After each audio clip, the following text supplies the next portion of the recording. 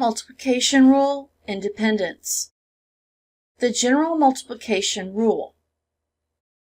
If A and B are any two events, then the probability of A and B equals the probability of A times the probability of B given A. Independent events. Event B is said to be independent of event A if the probability of B given A equals the probability of B. Events that are not independent are dependent events.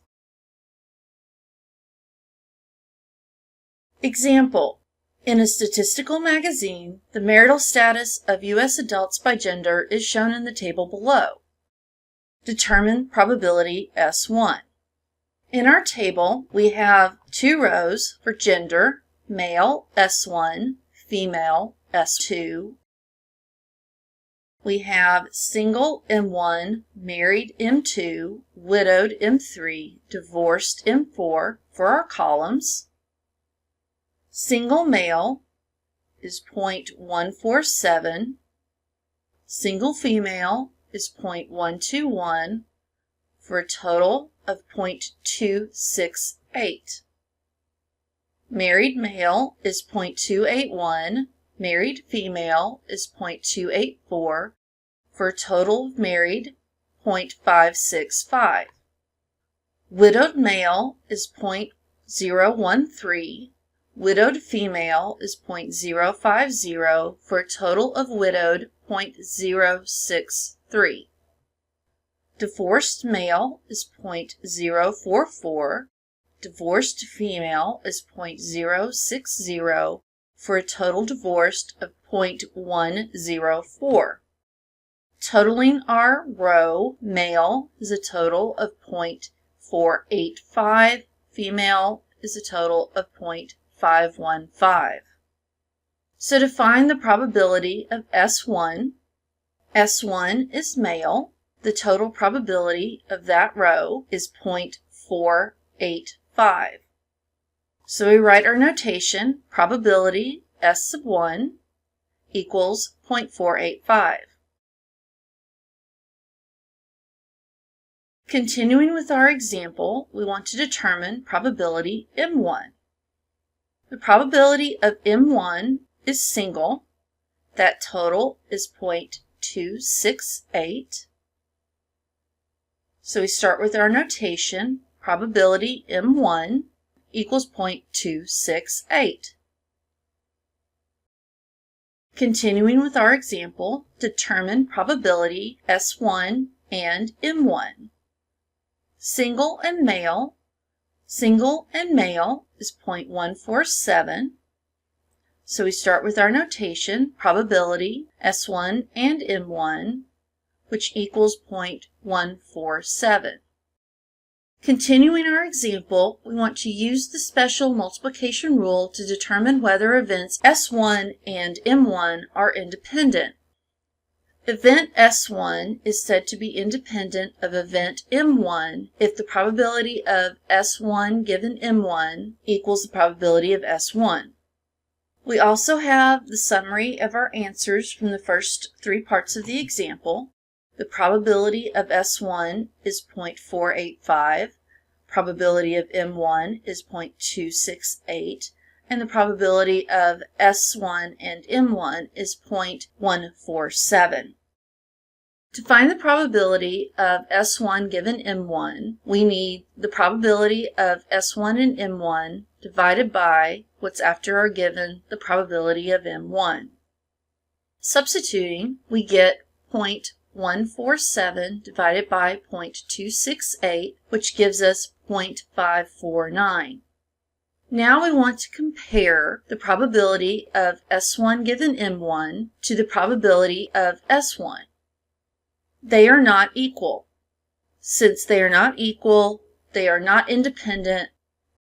We also could have worked this problem using the probability of M1 given S1 equals the probability of M1. The special multiplication rule for two independent events. If A and B are independent events, then the probability of A and B equals the probability of A times the probability of B. And conversely, if the probability of A and B equals the probability of A times the probability of B, then A and B are independent events. Special multiplication rule. If A, B, C, and so on are independent events, then the probability of A and the probability of B and the probability of C and so on equals the probability of A times the probability of B times the probability of C and so on.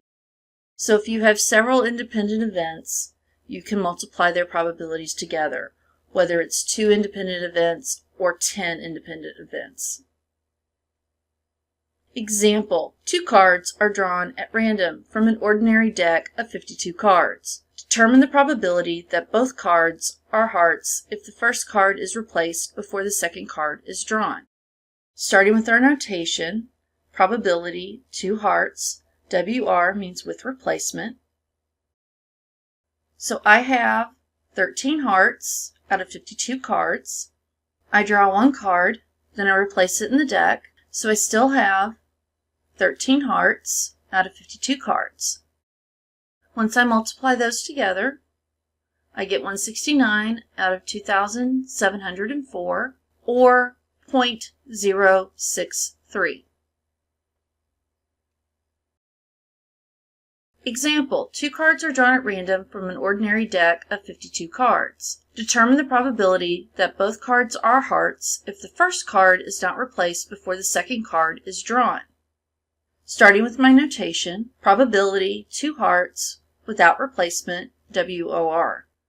So I have 13 hearts out of 52 cards. If I draw a card, let's say the 4 of hearts, I now only have 12 cards out of 51 total. Multiplying, I get 156 out of 2,652, which gives us a probability of 0.059. 2 cards are drawn at random from an ordinary deck of 52 cards. Determine the probability that both cards are the same color without replacement. Starting with our notation, probability 2 cards the same color without replacement. We want to find the probability that we have 2 cards that are the same color. That means I'm either choosing 2 black cards or I'm choosing 2 red cards. Since that's an or, I want to add the probability of 2 black cards to the probability of choosing 2 red cards. To start, I've got 26 black cards out of 52 cards total. If I choose one of my black cards, what that does is reduce the number of black cards in the deck to 25 and the number of cards total to 51. So for my 2 black cards, I have 26 divided by 52 times 25 divided by 51. I want to add to that the probability the 2 cards are red. I have 26 red cards out of 52 cards in the deck, which gives me 26 divided by 52. I select one of those cards, and now I have 25 cards out of 51 cards total. The probability I'm going to get 2 red cards is 26 divided by 52 times 25 divided by 51. When I add those 2 probabilities together, my answer is 0.490. Example. A sample of 4 different calculators is randomly selected from a group containing 14 that are defective and 27 that have no defects. What is the probability that at least one of the calculators is defective? Round to 3 decimal places. As we saw from the previous example, if we're going to consider one defective calculator out of 4 calculators, I have to look at a defective calculator, good, good, good, a good calculator, then defective, then good, good, a good calculator, another good calculator, then defective, then good, a good calculator, another good, a third good, and then the last one's defective. And that's just for the one. I would have to do this again with 2 defective calculators and 2 good calculators, 3 defective and 1 good calculator, and then all defective. Instead, what I can do to find the probability of at least 1 defective calculator is find 1 minus the probability that none of them are defective. So we have 1 minus, and we want to find the probability that our first calculator is not defective.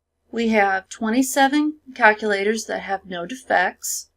Our total number of calculators are 14 plus 27, which gives us a total of 41. So the probability that the first calculator is good is 27 out of 41.